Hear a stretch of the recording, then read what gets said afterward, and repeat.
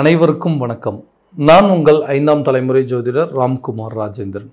இன்னைக்கு நம்ம பார்க்க போகிற தலைப்புங்க, மிதுன ராசி அன்பர்களுக்கு உங்களுடைய ராசிக்கு 10ஆம் இடமான மீன ராசியில் நடைபெறக்கூடிய 4 கிரகங்களுடைய கூட்டு சேர்க்கை, சதுர் கிரக யோகம் என்று அழைக்கக்கூடிய ஒரு அமைப்புங்க.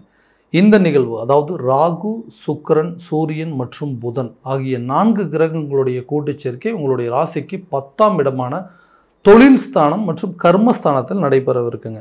ஸோ இந்த நிகழ்வு காலகட்டங்கள் அப்படின்னு பார்த்தீங்கன்னா, அந்த ஜனவரி மாதம் 28ஆம் தேதி சுக்கிர பகவான் மீன ராசிக்கு பெயர்ச்சி அடைஞ்சிட்டாருங்க. அடுத்ததான் அந்த பிப்ரவரி மாதம் 27ஆம் தேதி புதன் பகவானும், அடுத்ததான் அந்த மார்ச் மாதம் 14ஆம் தேதி சூரிய பகவானும் பெயர்ச்சி அடைய உள்ளார்கள்.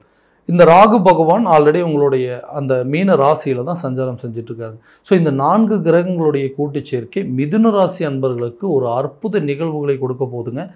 அது என்ன அப்படிங்கிறத இந்த காணொலியில் தெளிவாகவும் துல்லியமாகவும் பார்க்கலாங்க. நம்ம சேனலை ஃபஸ்ட் டைம் பார்க்குறவங்க அதை சப்ஸ்கிரைப் பண்ணிக்கோங்க. பெல் பட்டனை கிளிக் பண்ணி ஆல் அப்படிங்கிற ஆப்ஷன் கொடுத்துக்கோங்க.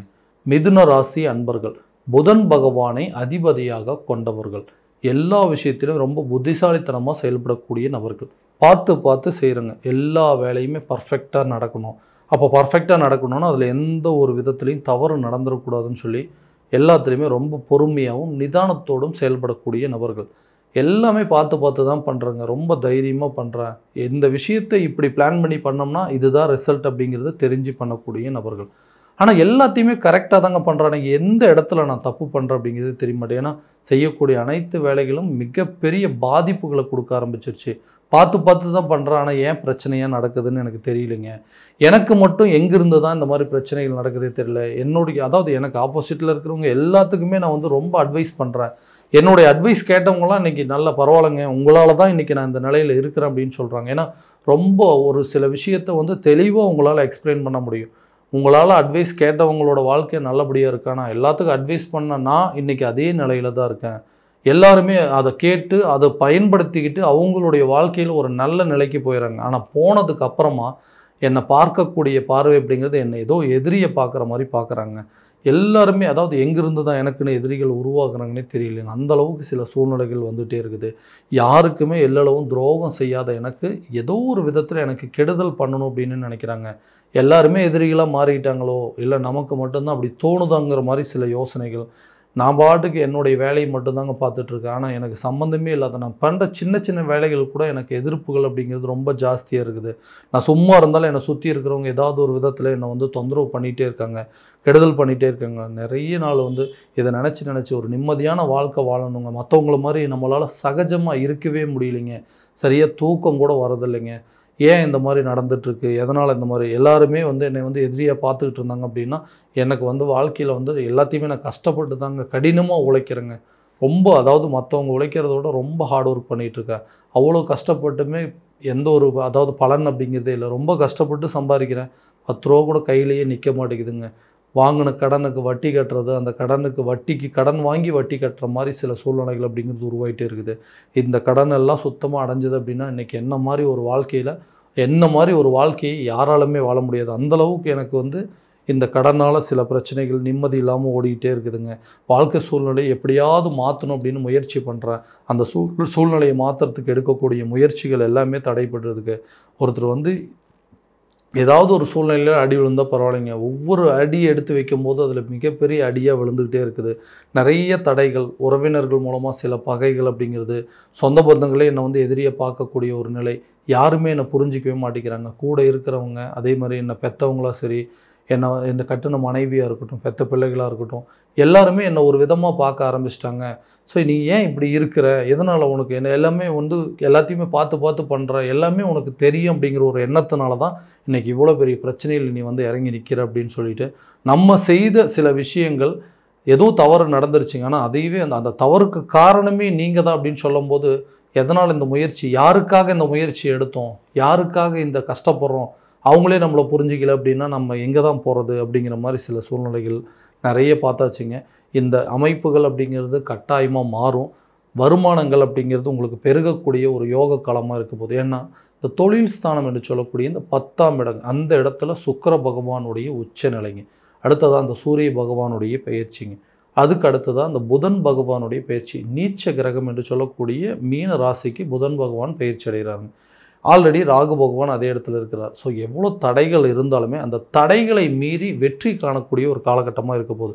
தொழில் ரீதியாக நீங்கள் எடுக்கக்கூடிய ஒவ்வொரு முயற்சி நல்ல பலன் கண்டிப்பாக கொடுக்கும். ஏன்னா இது வரைக்கும் இந்த ராகுவால் நிறைய பிரச்சனைகள் நடந்துகிட்டே இருந்ததுங்க. எல்லாம் கை கெட்டுனது வாய் கெட்டல. ரொம்ப கஷ்டப்பட்டு உழைக்கிறேங்க. ஆனால் 10 ரூபா கூட வீட்டுக்கு மீதி கொண்டு வர முடியல.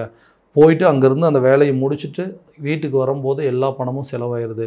₹1 கூட மீதி எடுத்துகிட்டு வந்து வச்சு சேவிங்ஸ் பண்ணுற அளவுக்கு எனக்கு சூழ்நிலையே இல்லைங்க. வரவுக்கு மீறின செலவாக இருக்குது. 10 ரூபா சம்பாரித்தா 20 ரூபா செலவாயிட்ருக்கு. அந்த மாதிரி தான் ஓடிட்டுருக்குங்க. ஸோ இந்த வருமானத்தை பெருக்கிறதுக்கு நிறைய முயற்சிகள் பண்ணி வச்சுருக்கேன். பட் இந்த காலகட்டங்களில் எனக்கு கரெக்டான விதத்தில் அமைஞ்சதுன்னா கண்டிப்பாக தொழிலில் ஒரு நல்ல லாபத்தை பார்த்துருவோன்னு யோசிச்சுட்டு இருக்கக்கூடிய நபர்களுக்கு இந்த காலகட்டம் ஒரு அருமையான காலகட்டம். உங்களுடைய நிர்வாக திறமையும் உங்களுடைய புத்திசாலித்தனம், அதாவது உங்களுடைய ராசிநாதன் நீச்ச கிரகமாக அமைஞ்சிருக்காருங்க. இதுவே ஒரு நீச்சபங்க ராஜயோகம் என்று அழைக்கக்கூடிய காலகட்டங்கள். ஆல்ரெடி சுக்கிரன் அதாவது உச்ச நிலையை அடையக்கூடிய ஒரு யோகம். இந்த நேரத்தில் நீங்கள் எடுக்கக்கூடிய ஒவ்வொரு ஸ்டெப் அப்படிங்கிறது கண்டிப்பாக நல்ல விதமான ஒரு சக்ஸஸ் அப்படிங்கிறது கொடுக்கும். நீங்கள் பண்ணிகிட்ருக்கிற தொழிலில் கண்டிப்பாக நல்ல லாபத்தை ஈட்டக்கூடிய ஒரு காலகட்டமாக இருக்க போதுங்க. வெளிநாடு சம்மந்தப்பட்ட முயற்சியோ இல்லது புதுசாக வேலைக்கு ட்ரை பண்ணிகிட்டு இருக்கக்கூடிய நபர்களோ அல்லது அரசு பதவியில் இருக்கக்கூடியவங்க ஒரு இடத்துலேருந்து இன்னொரு இடத்துக்கு மாறணும் முயற்சி பண்ணுறவங்களுக்கு கூட இந்த காலகட்டங்களில் ஒரு பொன்னான காலகட்டங்கள். வெளிநாடு சம்மந்தப்பட்ட முயற்சிகள் உங்களுக்கு கட்டாயம் கை கொடுக்குங்க. புதுசாக ஜாபுக்கு ஜாயின் பண்ணுறவங்களுக்கு, புதுசாக வேலை தேடிட்டு இருக்கிறவங்களுக்கு இது ஒரு நல்ல ஆப்பர்ச்சுனிட்டியாக இருக்க போது. அடுத்ததாக ஒரு தொழில், அதாவது அரசு துறையில் இருக்கிறவங்க வேறு ஒரு இடத்துக்கு ஒரு டிரான்ஸ்ஃபரோ அல்லது ப்ரொமோஷனுக்கு வெயிட் பண்ணிங்க அப்படின்னா கூட இந்த காலகட்டங்கள் அதிகபட்சம் இந்த மார்ச் மாத காலகட்டங்கள்லேயே உங்களுக்கு ப்ரொமோஷனுன்னு கூடிய ஒரு சேலரி இன்க்ரிமெண்ட் அப்படிங்கிறது கண்டிப்பாக கிடைக்குங்க. ஸோ இந்த திருமணம் சம்மந்தப்பட்ட யோகத்தையும் கொடுக்கக்கூடியது இந்த சுக்கிர பகவான். திருமணம் சம்மந்தப்பட்டதோ அல்லது காதல் சம்மந்தப்பட்ட திருமணத்துக்கு கை கொடுக்கக்கூடிய ஒரு கிரகம் அப்படின்னே சொல்லாங்க. ஸோ காதல் திருமணம் கை கொடுங்க. ரொம்ப நாளாக திருமணம் நடக்கலை, திருமணம் அப்படிங்கிறது கல்யாணம் வரைக்கும் போயிட்டு நின்றுச்சுங்க. ஸோ அதே மாதிரி ஆல்ரெடி ஒரு மேரேஜ் பண்ணியிருந்தேன், அது நான் நினச்சபடி அமையலை, அதனால் அந்த ரிலேஷன்ஷிப்லேருந்து நான் வெளியே வந்துட்டேன். ஸோ புதுசாக ஒரு மேரேஜ் பண்ணுறதுக்கு முயற்சி பண்ணிகிட்ருக்கேன். இது சக்ஸஸ் ஆகுமான்னு கேட்டிங்கன்னா கண்டிப்பாக இது ஒரு நல்ல யோகம். மறுபடியும் அந்த மாதிரி ஒரு தவறுகள் அப்படிங்கிறது உங்கள் காலத்தில் கட்டாயம் நடக்காதுங்க. காதல் சம்மந்தப்பட்ட திருமணங்கள் அப்படிங்கிறது கண்டிப்பாக கை கொடுங்க. நீண்ட நாள் திருமண தடை அப்படிங்கிறது விலகும். குழந்தை சம்மந்தப்பட்ட பாக்கியம் அப்படிங்கிறது கண்டிப்பாக உருவாகுங்க. ரொம்ப நாளாக இந்த குழந்தை பாக்கியம் அப்படிங்கிறது தான் எனக்கு பெரிய பிரச்சனையாக இருந்தது.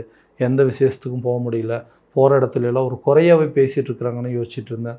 எந்த இடத்துலையும் என்னால் ஒரு ஃபங்க்ஷனுக்கு போக முடியலைங்க. சொந்த பந்தங்கள் மத்தியில் எல்லாருமே ஏளனமாக பேசுகிறாங்கன்னு யோசிச்சுட்டு இருக்கக்கூடிய நபர்களுக்கு இந்த காலகட்டங்களில் குழந்தை சம்மந்தப்பட்ட யோகமும் வீட்டில் நல்ல ஒரு சுப நிகழ்வுகள் நடக்கக்கூடிய ஒரு காலமாக இருக்குங்க. கணவன் மனைவிக்கிடையே இருக்கக்கூடிய கருத்து வேறுபாடுகள் அப்படிங்கிறது தீரும். எதுக்கெடுத்தாலும் சண்டை போட்டுகிட்டே இருக்கும். நம்மளையவே எல்லாத்தையுமே குறை சொல்கிறாங்களே, இவங்களுக்காக நம்ம கஷ்டப்பட்டுருக்கோன்னா நம்மளையே இவங்க புரிஞ்சிக்க மாட்டேங்கிறாங்களே, எதனால் இந்த மாதிரி சண்டை போடுறாங்க, நம்ம நிலை என்ன அப்படிங்கிறது அட்லீஸ்ட் ஓகே, அவங்க எனக்கு ஆறுதல் சொல்லலான்னு பரவாயில்ல, என்னை எதுவும் திட்டாமல் இருந்தாங்கன்னாவே போதுங்க, அந்த மாதிரி ஒரு நிலையில் தான் இருக்கேன். ஸோ 2 பேர்த்துக்குமே ஒரு நல்ல ஒரு அண்டர்ஸ்டாண்டிங் உருவாகக்கூடிய காலமாக இருக்குங்க. உங்களுடைய சூழ்நிலையை புரிஞ்சு உங்களுக்கு ஒரு பக்க பலமாக உங்களுடைய துணைவியார் கண்டிப்பாக இருப்பாங்க. அதே போல் ஒருத்தருக்கு ஒருத்தர் நல்ல அரவணைப்பு, கணவன் மனைவிக்கிடையே இருக்கக்கூடிய மன சங்கடங்கள் அப்படிங்கிறது நிச்சயமாக நீங்க போதுங்க. வீடு கட்டணும், வண்டி வாகனங்கள் வாங்கணுங்க, ஸோ ஒரு புதிய சொத்துக்கள் சேர்க்கணும் அப்படின்னு சொல்லி ரொம்ப நாளாக ட்ரை பண்ணிகிட்ருக்கேன். கண்டிப்பாக நின்று போன வீட்டு வேலைகள் அப்படிங்கிறது துவங்கக்கூடிய காலமாக இருக்க போது. புதுசாக வீடு கட்டுவதற்கான யோகத்தையும் இது கட்டாயம் உருவாக்கும்.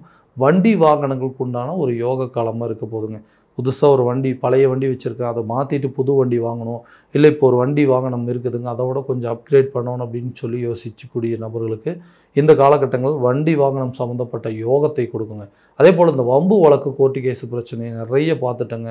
சட்ட ரீதியாக சில பிரச்சனைகள், அதாவது நம்ம சும்மா இருந்தாலும் நம்மளை சுற்றி இருக்கிறவங்க ஏதாவது ஒரு விதத்தில் பிரச்சனையை உருவாக்கிட்டே இருக்கிறாங்க. இந்த பிரச்சனைகள்லாம் தீரணுங்க. வம்பு வழக்கு பிரச்சனை, கோர்ட்டு கேஸ் எல்லாமே நமக்கு சாதகமாக நடக்கணும் அப்படின்னா கட்டாயமாக இந்த டைமில் இந்த மாதிரி சில சூழ்நிலைகள் உங்களுக்கு நடக்குங்க. அந்த வம்பு வழக்கு, அந்த கோர்ட்டு கேஸ் விஷயங்கள் நல்ல தீர்ப்பு வாங்கி அந்த தீர்ப்பில் உங்களுக்கு ஒரு நல்ல ஆதாயத்தை உருவாக்கக்கூடிய காலம். ரொம்ப நாளாக கேஸ் உங்களுக்கு எகென்ஸ்டாக போயிட்டுருக்குங்க, ரொம்ப இழுவையாக இருந்தது அப்படின்னா கூட இந்த காலகட்டங்களில் வம்பு வழக்கு சம்மந்தப்பட்டதோ இல்லை கோர்ட்டு கேஸ் சம்மந்தப்பட்ட விஷயங்கள் எல்லாமே உங்களுக்கு சாதகமான சூழ்நிலை உருவாக்கக்கூடிய ஒரு காலகட்டமாக இருக்க போதுங்க. அடுத்ததாக இந்த ஆரோக்கியத்தில் கண்டிப்பாக கவனம் செலுத்தக்கூடிய நேரம் அப்படி. ஹெல்த்தில் ரொம்ப கான்சன்ட்ரேட் பண்ணணுங்க. எல்லாமே அதாவது சரியாக தூக்கம் வர மாட்டேங்குது, சரியாக சாப்பிட்றது இல்லைங்க. இதனால் உடல் ரீதியாக பாதிப்புகள், மனக்குழப்பங்கள் அப்படிங்கிறது ரொம்ப ஜாஸ்தியாக இருக்குது. ஹெல்த்தில் என்னால் கான்சன்ட்ரேட் பண்ணவே முடியல அப்படின்னு சொல்லி நிறைய பேர் யோசிச்சுட்ருப்பீங்க. ஆரோக்கியத்தில் கண்டிப்பாக கவனம் செலுத்துங்க. சின்ன பிரச்சனை கூட உங்களுக்கு பெரிய விளைவுகளாக மாற்றி விட்ருவோம். ஏன்னா எல்லா விதத்துலேயும் உங்களுடைய சூழ்நிலைகள் ஆரோக்கியத்தில் நீங்கள் செலுத்தாத கவனங்கள், அதாவது அலட்சியத்தினால தான் இன்றைக்கி இவ்வளோ பெரிய பாதிப்புகள் வந்திருக்கு. இனிமேல் வரக்கூடிய காலகட்டங்களில் ஆரோக்கியத்தில் கண்டிப்பாக ஒரு கவனம் செலுத்தணும். ரொம்ப இம்பார்ட்டன்ட் கொடுத்தீங்கன்னா மட்டும்தான் இந்த ஹெல்த் பிரச்சனைகள்லேருந்து நீங்கள் வெளியவே வர முடியும்.